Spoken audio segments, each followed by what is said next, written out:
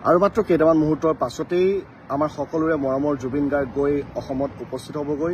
ইতিমধ্যে সকলোৱে অধীৰ অপেক্ষাৰে বাট চাই ৰৈছে আৰু আমিও ঠিক তেনেদৰে আচলতে যোৱাকালি যেতিয়া খবৰটো পাইছিলোঁ ততাতৈয়াকৈ ছিংগাপুৰৰ অভিমুখে ৰাওনা হৈছিলোঁ। আজি ৰাতিপুৱা আহি ছিংগাপুৰত উপস্থিত হৈছোঁ আৰু তাৰ পাছৰ পৰা ছিংগাপুৰত কি দেখিলোঁ, ৰাতিপুৱা আমি যেতিয়া আহি ইয়াত পালোহি তাৰ পাছতে আমি ততাতৈয়াকৈ গৈছিলোঁ সেই হস্পিটেলখনলৈ, ছিংগাপুৰৰ জেনেৰেল হস্পিটেললৈ গৈছিলোঁ, য'ত আচলতে জুবিন গাৰ্গ আছিল। আৰু তাত গৈ আমি গম পালোঁ যে জুবিন গাৰ্গক সেই হস্পিটেলৰ যিটো 9 নম্বৰ ব্লক তাত ৰখা হৈছে, তাত তেওঁ অন্তিম শয়নত শুই আছে। আৰু তেতিয়া আমি তাত গৈ যেতিয়া উপস্থিত হৈছিলোঁ আমি তাত কোনো চিনাকি মানুহ দেখা পাওঁ নেকি বা তেওঁৰ লগত থকা কাৰোবাক দেখা পাওঁ নেকি চাইছিলোঁ, কিন্তু ৰাতিপুৱা আমি তাত কাকো দেখা পোৱা নাছিলোঁ।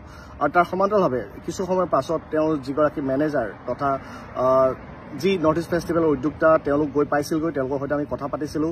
আৰু সেই সময়ত আমি যেতিয়া জুবিন গাৰ্গৰ মেনেজাৰজনৰ সৈতে কথা পাতিছিলোঁ, তেওঁ আজিও কিন্তু সেই দাম্ভিকতা ভৰা যি বেপেৰুৱা স্বভাৱ আজিও তাৰ বিপৰীত দেখা পোৱা নগ'ল।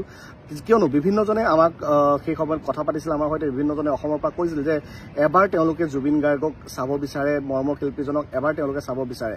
সেই কথাৰ বাবে আমি তেওঁৰ সৈতে কথা পতাৰ চেষ্টা কৰিছিলোঁ, কিন্তু তেওঁৰ উত্তৰ আছিল এনেকুৱা ধৰণৰ যে লাজ নাই নেকি, কিয় এইবোৰ কৰিব লাগে। এই খংটো দেখুৱাই যদি কালি জুবিন গাৰ্গক তেওঁ ৰখুৱালে হয় তেতিয়াহ'লে হয়তো কালিৰ সেই ঘটনাটো নহ'লে হয়।